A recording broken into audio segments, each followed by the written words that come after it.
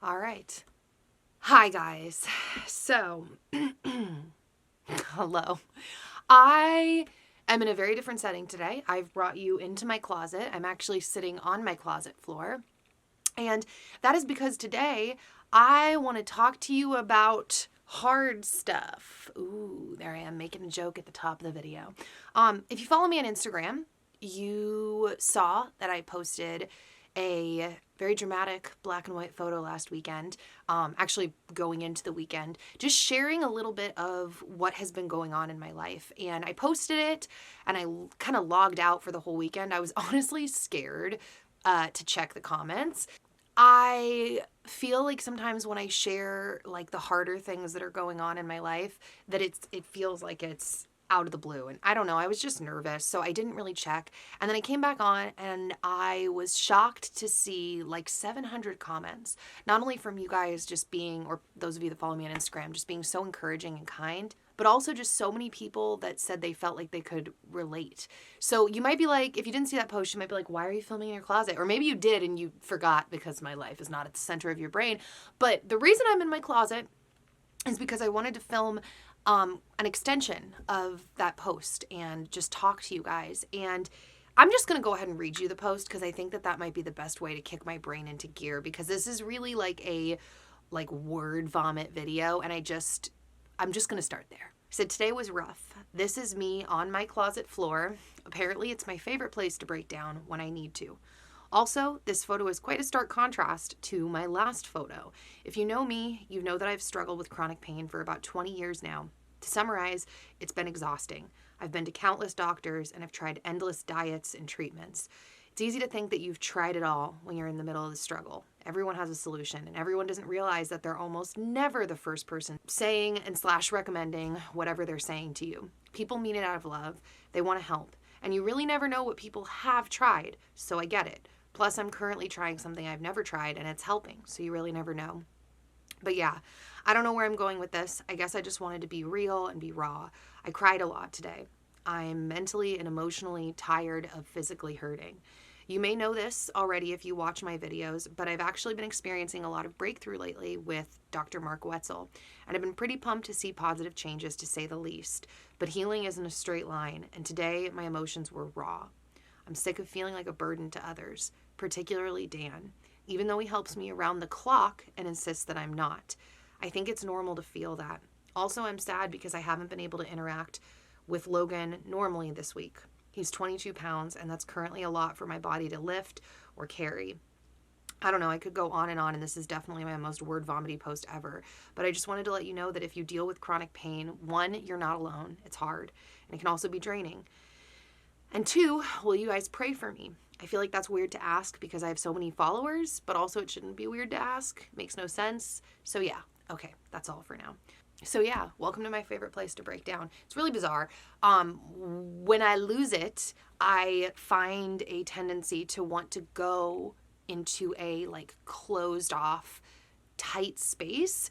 And I don't know, in this house, literally right behind me, under my clothes, has become my spot. Now, I got a lot of comments also from people that were like, I had no idea that you struggle with chronic pain. And dude, I do, and it sucks. Like I mentioned, it's been 20 years, and there's been a lot of mystery around what's going on. And the reason why last week was so hard was because I had a really intense flare-up. I've been doing better, like I mentioned in the post. Some of the things like my extremely burning back and my hip aches and my restless legs have literally been showing signs of improvement and getting better and improving my quality of life. But last week we actually I worked with Dr. Mark on my wrists with him. And I say my wrists because back when I first had Logan, as you guys know or you don't know, I was using a hand pump.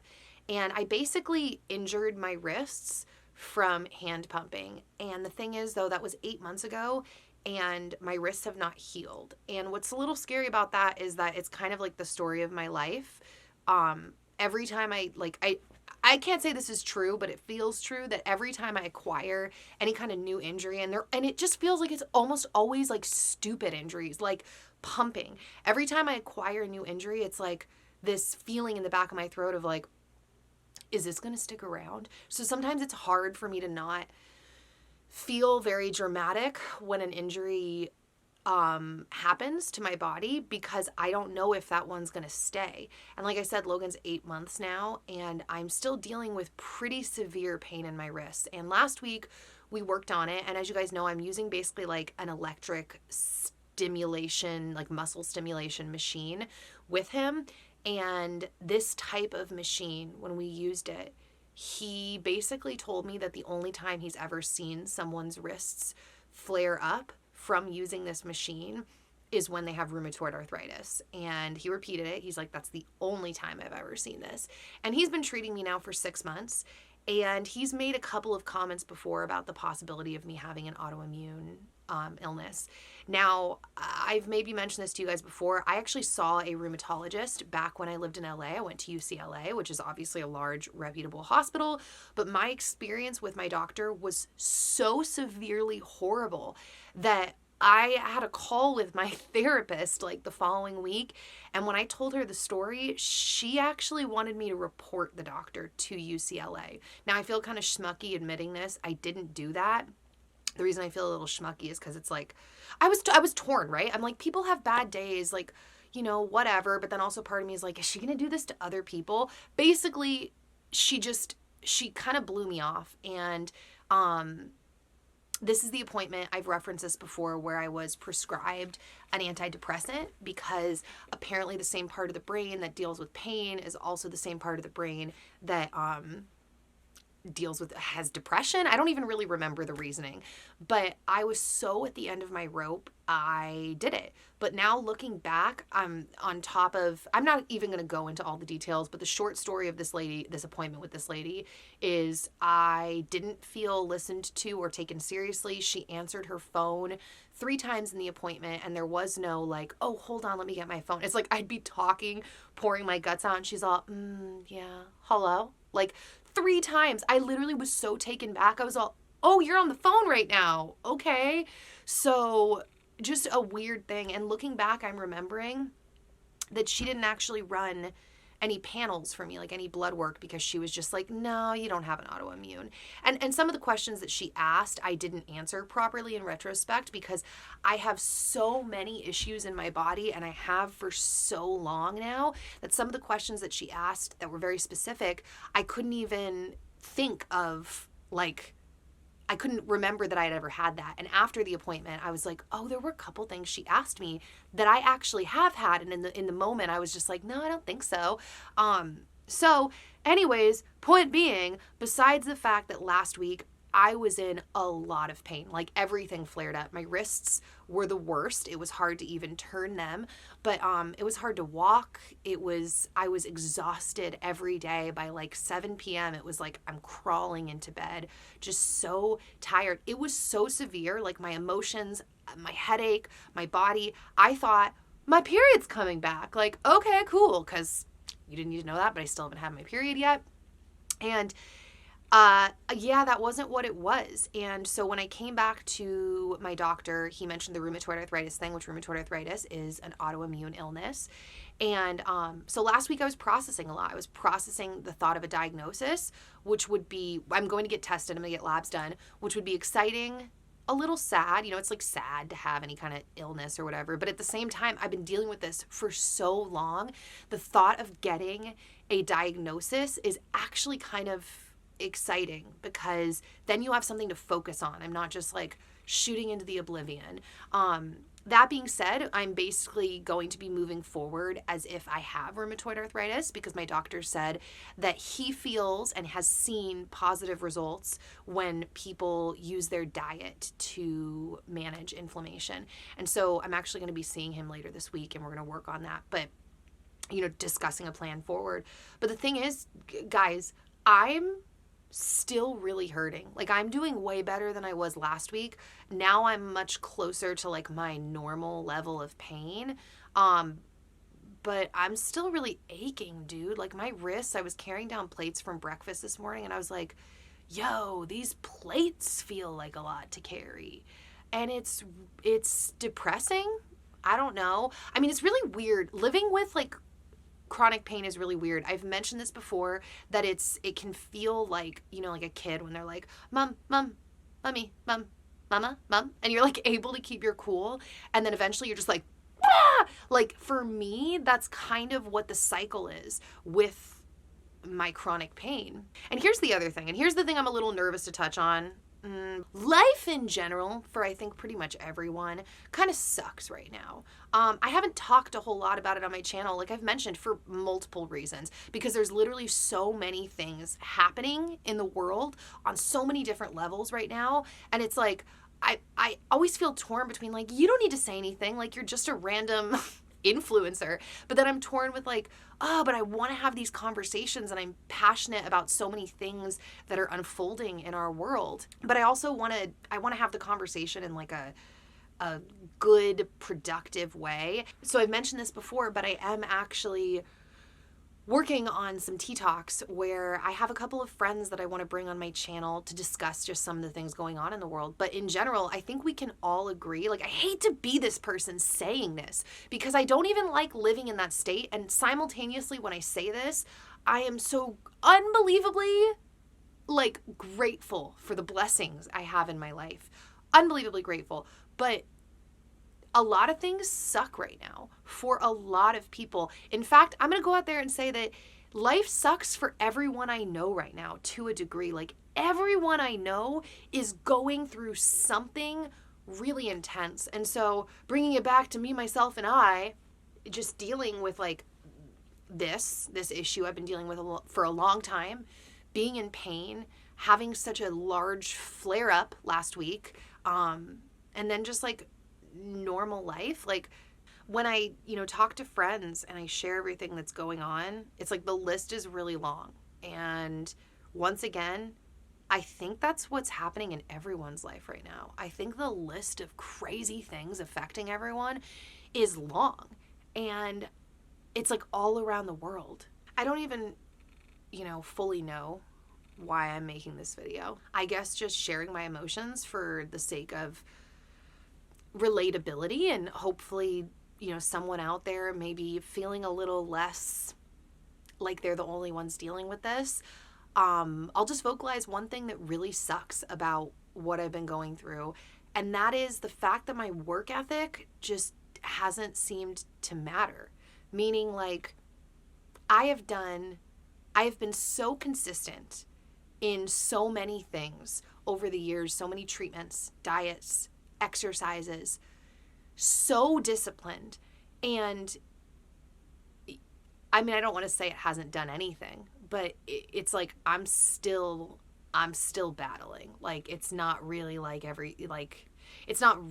I've seen tons of improvement really at any point in my life. And in a lot of ways, it's kind of just been like, it's kind of just gotten worse and worse. Now, like I said, I hesitate to even say that because I am at a new place in my life where I believe again that things could turn around because of the positive changes I've seen in the last 6 months. It's reopened my heart to feel okay enough to hope. I think I've talked about this before, but hope is scary. Like having hope, I just got chills, for healing or just hope in anything for a change. It's scary because it takes you to this place of vulnerability of dreaming and possibly getting excited for a different life, a change. And so I am definitely feeling that more because of what I've seen in the last 6 months. But also like this last week was just another reminder of like, and I think that's why it just hit me and I was raw. And also if I do have an autoimmune illness, that also makes a lot of sense too, why I would emotionally break down. But it just, everything felt really raw in the sense of like just how hard I've worked. I'm not one of those people, and I've always like prided myself for not being one of those people that just likes to complain about things and then not do anything about it. I'm positive I do that in random areas in my life, so I'm not talking myself up too much. But in general, that is kind of the way my brain operates. I think, okay, well, if there's a problem and you're going to take the time to complain about it, you should just take the time to do something about it, because your complaints aren't going to help you and it's going to be a burden to other people. But what's been crazy about this whole process and all of these years of dealing with it, it's like it doesn't matter. It's like it hasn't, or at least I felt like this at points, like it hasn't made a difference how disciplined I've been and how hard I've worked. It just, the problem is still there. And that's very humbling. I've mentioned this before. I've had this with another experience in my life. For example, when I used to have cystic acne, it was that same helpless feeling of like, I've tried lasers and peels and Proactive and a sugar-free diet and a gluten-free diet. And I mean, literally the craziest things. I could just go on and on. I mean, it's not that crazy, but the list was long of all of the things that I tried, and it didn't work. My acne just never went away until slowly, as I got in my mid-20s, late 20s, it just like kind of went away. But it was years of trying so hard to control the situation and do everything I could. And both of these experiences have been great reminders to the fact that we don't really have control. And I don't think that's a reason to give up on things or not, work hard and try to decide the correct path forward in life, just in general with anything. But also, I think there has to be this element within our hearts of knowing, like, I don't have control. And for me as a Christian, there has to be this other element of me holding on to the fact that whatever God has for me is what he has for me. And this is, keep in mind, I'm speaking to you guys from a place of logic and calm, right? I wish I could be one of those people that, like, when I'm having a meltdown, I think to, like, pull out the camera. I mean, I don't really, because also it's private. Nobody needs to see that. But at the same time, just like that picture, like, I like reminding people that the people they see on the internet, obviously, are just like people like them. I actually don't even remember where that thought was going. That's been the biggest thing. I was on a walk with my friend Meredith, and I was telling her, this was a few weeks ago, maybe even a month ago. I don't know. I lose track of time. All of this. Just that, like, oh, that's right.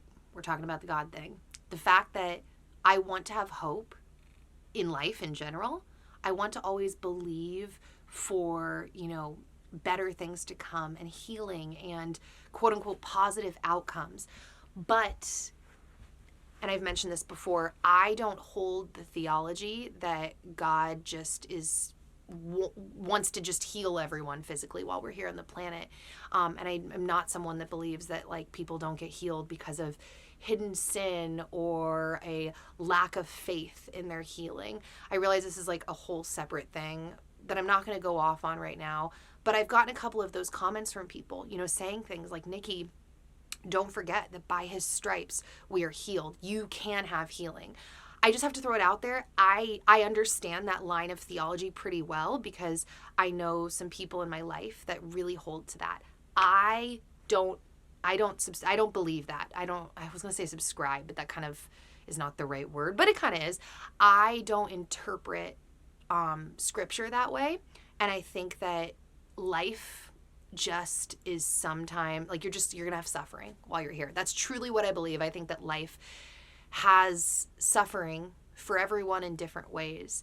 And so I kind of try to walk this line of, like, wanting to hope and believe for more, because also, this might sound a little weird to you, maybe not, I believe in the power of the mind. I think I've said this before. I think it's really important what we say to ourselves about ourselves and what we envision for our lives and what images we keep in our head to pull us forward and inspire us. I really do believe in all of that.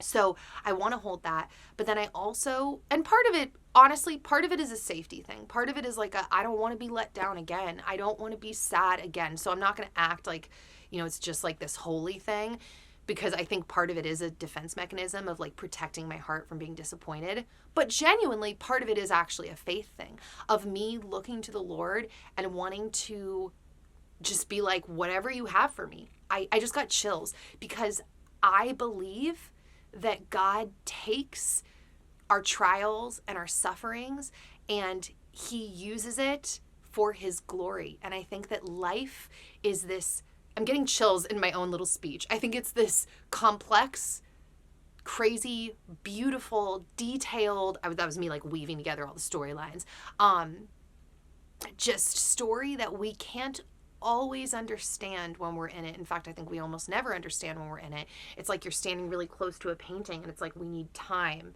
to get away and see how things, connect and how they work out. So this is going to be a weird story to those of you that aren't Christians, but I feel like I need to share this. And this is kind of a good example of my perspective. This is a very extreme example of my perspective, but this is kind of where I stand with my faith and with life. My parents had some friends a few years ago. This was a long time ago. They're not in each other's life. You didn't need to know that, but they had friends from their past. And those friends were traveling musicians, and they actually had a family band, and they would travel across the country together. And they got in a horrible car accident one night, and their mom died. And when they went over, when she was on the the gurney, I think that's what it's called, the kids went over, and the dad, and they went over and they prayed over the mom. But they were praying out of gratitude, thanking the Lord for the time that they had with their mom, and just praising him for just allowing them the time that they had with her. And once they were done, and I guess the mother was being taken away, one of the EMTs came over to the family, and he just told them how moved he was. And I guess they ended up meeting this guy again a few months later. I could have the details of this wrong. I don't know, maybe it was a week later. But the guy basically told them that moment led him down the path of accepting the Lord Jesus into his heart. And I look at something like that. I mean, that's kind of like a really extreme example, but I look at something like that and it's just like, man, they didn't know that. They weren't there trying to witness to people. They were living out their life in gratitude and thanking the Lord for the time that they did have with her. And so that very extreme example is kind of how I see life. Now, granted, I would like not to be suffering and not be in pain. Like, who wants to be dealing with that? I don't want to. But because I think suffering in different ways is inevitable for everyone in some degree or another, I see this as currently, for whatever reason, just like my thing I have to deal with. And I'm open to whatever the Lord has for me. So if there's a healing path that I get to go down and I get to share it with everyone, wouldn't that be best case scenario, right? If I was suffering all this time to be able to learn things that could help other people, that would be great. And I think in some ways, I've actually been blessed enough to already do that. I get messages from you guys all the time that make me so excited, saying that I've encouraged or inspired you to take better care of yourself and your health. And I get all kinds of messages along that line. But, if that's not what it is, I guess it is what it is. I don't even remember where I'm going with that. Basically, point being, I don't want to be shut down to healing because I want to be healed. And I am very excited about the pattern of things that have been happening in the last few months. I've told Dan that probably once a day for the last 6 months. But in that same vein, I want to hold that other thought as well. Whatever you have for me, Lord. And I don't want to sit too much in either, because I do think that sometimes if you're in that headspace of whatever you have for me, Lord, it can be a slippery path into just settling in negativity or apathy and not really making any kind of effort because you're just whatever. I do believe in action, and I feel like there's this balance that I try to maintain in my head that I think is a good thing, but it's hard. It's hard to sit in that. I think it's a healthy headspace. It can be hard, especially when you are dealing with pain. The other thing about last week, and maybe I already mentioned this, I said this in the post, was that I am not only sick of my own pain, as I'm burping, cute, like my own physical aches and pains. Don't get me wrong, it's exhausting. But I'm sick of being a burden to other people. Like I said in the post, it's very humbling, because when Dan chooses every day to serve me and take care of me and really be a partner, I don't want to say I feel pathetic, because that's so mean, but I want to be honest. So I guess if we're going to choose a word, yeah, I do feel kind of pathetic. I feel like daily I don't get to be the mom that I want to be. I don't get to be the wife that I want to be.